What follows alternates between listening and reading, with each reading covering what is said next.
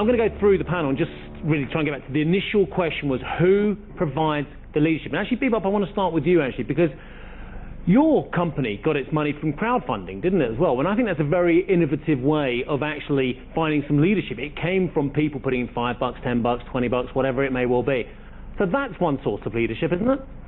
The way I see it is that this is the biggest attempt that humanity did to put together the best minds we have in the planet to solve one problem. And what I think is that by demonstrating our success and the fast speed on how we passed from a feasibility study to construction, is that we can solve any problem. Every problem can be solved with the technology we have right now. We can solve energy, we can solve housing, food. You know, we are producing food for 14 billion people. We have 6 billion and 2 billion are starving. Do we have a problem technologically to solve that problem? No. Sure. So we need to rethink, and that's what I started with. We need to rethink on our economic model because this is broken. You know, it's based on assumption that doesn't work anymore in this planet. So leadership comes from where? In very leadership comes from a very open approach to innovation. An open source approach to innovation, perhaps. Open source, don't mistake what we are doing. We are not open sourcing anything. We are doing crowdsourcing. But everyone's going to be building on each other's shoulders, aren't they? No. You get a certain way, you may get the whole way, but with the railways example, some people built the first steam engines, then they got the railway tracks, then they changed the gauge, then they had better engines and better combustion engines. Yes. So the fact is you have to build on everyone else's shoulders, don't you? Yes, but the innovation there is that everybody participating in the project open, owns, everyone gets involved. Yes, but also creating value, IP. Okay. So we are not open sourcing anything. We are creating very big value, 600 million evaluation. Fabulous. Michael, you talked about leadership in your country as well. We've got to talk about Mr. Trump as well, just briefly. How do you feel, it gets involved in every debate in Davos, doesn't it? How do you feel the leadership is going to evolve from Mr. Trump in terms of his attitude to energy, sustainability, and climate more generally? Well, if you take a pessimistic view and take him seriously at everything he said during his campaign and take a careful calibration of many, though not all of his appointments, you'd say the U.S. is about to withdraw into a period when it will not only not do anything positive on climate change, but will act destructively. But that isn't necessarily what's going to happen. I hope that the president listens to some of the voices in his among his appointments who have more experience on the climate issue and who have some international experience and who probably will see that it hurts the U.S. internationally in its relationships with other countries if we're going to, say, pull out of the Paris Agreement, which I think would be a nutty idea. Let me tell you why. You know, the Paris Agreement was preceded by a bilateral between the U.S. and China. I'm sure, although China in some ways might be happy to see us go out of the Paris Agreement because it leaves them with, you know, an open playing field, more or less, for leadership, I don't think it's a sensible move from the U.S. from an international relations point of view. So I don't think that's going to happen. I think as those realities start sinking in, the president may realize how important this issue is, and that he can make his reputation by grappling with it. Okay, Bebop, very quickly. We have had, of course, relationship with both of the candidates before the election, and we've seen a giant difference between pre-election and post-election. At the beginning, he was contacting us to build the Hyperloop on top of the wall, and it's scary. But now we're talking about actually building infrastructures. And so, you know, I think this is a demonstration that the attitude will change. I'm positive because I'm positive. Where does the leadership come from? The reality is there is, you know, when you talk about triple Ps and everybody's adding a P now, it's like 4 Ps and the people, and the reality is the private sector is not there. Governments are most of the time honestly incompetent at providing a framework. They are not providing a risk-reward framework that will allow for private investment. This is the reality. And unless we solve this problem, the competence issue, it's not going to work. Is it different for a country like Saudi, perhaps even the US as well, which has such great energy resources, and certainly Russia as well? Is it different for a country that has such a large amount of energy compared with a nation which is a consumer, which has to find its source of energy from multiple sources and indeed from many different actors? So, number one, do you have money to build an energy system? And number two, do you have the users that can afford it? If you have enough money and you can subsidize it to the user, great. That's Saudi Arabia. Yeah. But if you don't have money and you need the user to be able to pay for it, the only way forward is not actually by linking everybody in Africa, it's urbanization. And we come back to the same concept, which is if people live around each other, they will have a much lower carbon footprint. It's much easier to connect them. So we need to think about this in an integrated, systemic way. But there are so many innovations going on. You can put so much money into one that looks great today, but by tomorrow, it's out of date. I think it's really about capital being deployed, making mistakes, but at the end of the day, this is needed for the best technology to emerge. Does the capital always come back again? I mean, it does make mistakes. We've seen so many solar investments in Europe, for instance, which just haven't been able to compete with what China's been able to do as well. But does the capital lick its wounds and always come back? I'm not entirely sure. After a crash in a share price, it takes a long while for people to get excited again. Yes, but I think if the breakthrough technology is there, the capital will always be there. And solar is a good example. After a very, very hard time, now we're getting to the efficiency levels where actual capital is being deployed in mass again because it makes sense now. The rapid progress in terms of just the cost of production, just the drop.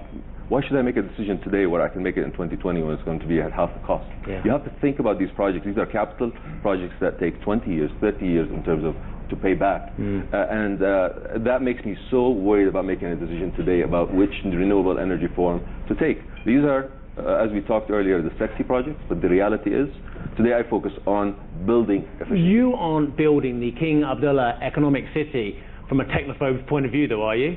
Sorry? It's your personal view rather than your vision for the King Abdullah economic city. I meant to be provocative on this because I think really today that the way we even chill our buildings is an issue. It's not how we just provide the energy to chill the buildings. Even the chilling of the building, the way we insulate our buildings is the issue. It's the major issue, by the way. On conservation, you can reduce 50% of your production. Today, globally, we have 17% of the global production of energy from renewables. So conservation can take us a long way. Stay with us for more from the CNBC Debate.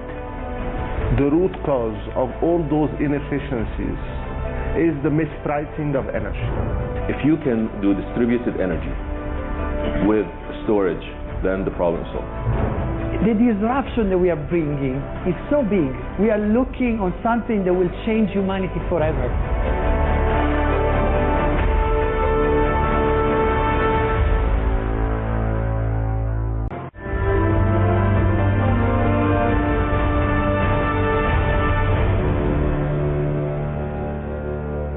I'm going to just move this seamlessly on to the debate about which technology as well, because we've already alluded to it as well, and we've already gone there, but we haven't addressed individually which technology, for my technophobe friend here as well, you really believe is actually the one that actually, whether it's in hydrocarbons or whether it's in others as well, because I think a lot of the hydrocarbon trends, which have actually made it cleaner and better out of the ground and less cost of getting out of the ground and hence less pollution, they're actually really exciting as well. I mean, so let's just go through the panel as well. We'll start off for you, Fahad. Just which technology? Give me I kind of know what yours is going to be, Bebop, but we'll get to that in the end. What's yours? Storage. Storage, yes. It will be the game. Storage, and then who's going to lead the way, Mr. Musk? Well, whoever does it, it's going to be. I think the problem with solar, it is a peak shaving technology, and you need storage at night. So if you can do distributed energy with storage, then the problem is solved. Ahmed, you're going to say there's many routes on there. Nobody knows. It will always evolve over time, and nobody should wait until it happens. All right, which technology, out of all the ones you do, is giving you the warmest feeling when you look at your P&L?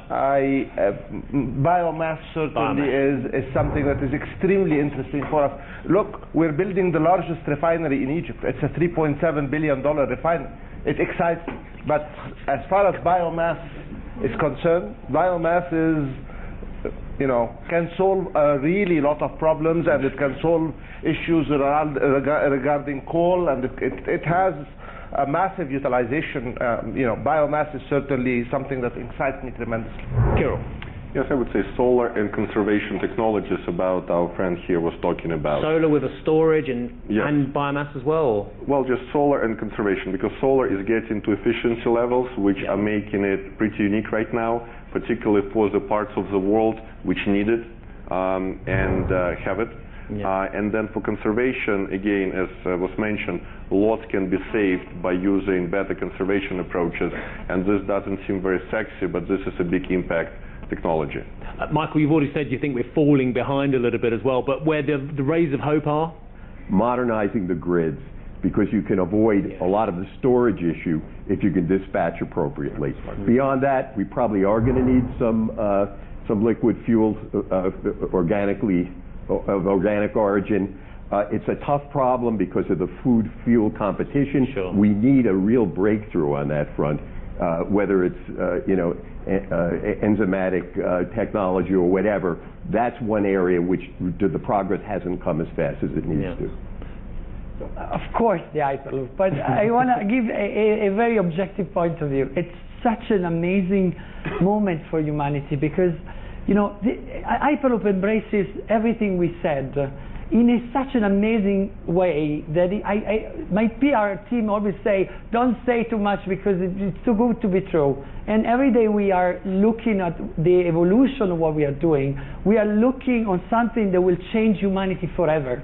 So the disruption that we are bringing is so big. Imagine that the Romans built their Roman Empire through roads. That was the weapon they used. And by having such a efficient and fast way to move people, because Hyperloop is not about only speed, it's about efficiency, you can have completely redesign the cities, the way we move people, freight. I think it's worth spending. How fast do these things go?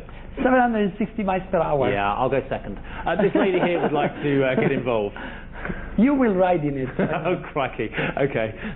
Yeah, I'm Emily Carter from Princeton University. I'm one of Michael Oppenheimer's colleagues. I founded the Andlinger Center for Energy and Environment at Princeton, and I'm now the Dean of Engineering there. And I work on sustainable energy technologies. And first of all, I'd like to second what you said about, you called it conservation. I prefer to call it efficiency, energy efficiency, because conservation in certain frameworks is a dirty word. It somehow sounds like you have to sacrifice. You don't have to sacrifice. I mean, in a lot of these issues, you know, there's a false trade-off between somehow sacrifices that people have to make and actually making a transition to a greener world. And so energy efficiency, I completely agree, is a huge, and it can be sexy. There isn't one technology. Absolutely. There's going to be a portfolio of technologies staged in over many years. We're going to be using fossil fuels for decades, but in the meantime, we need to stage things in, and they will be different for different geographic locations. The root cause of all those inefficiencies and the need for making good choices and good trade-offs is the mispricing of energy. I couldn't agree more. This is the root cause. I am a guy who suffered over the last 15 years trying to predict how some governments in our region are going to lift subsidies. Okay?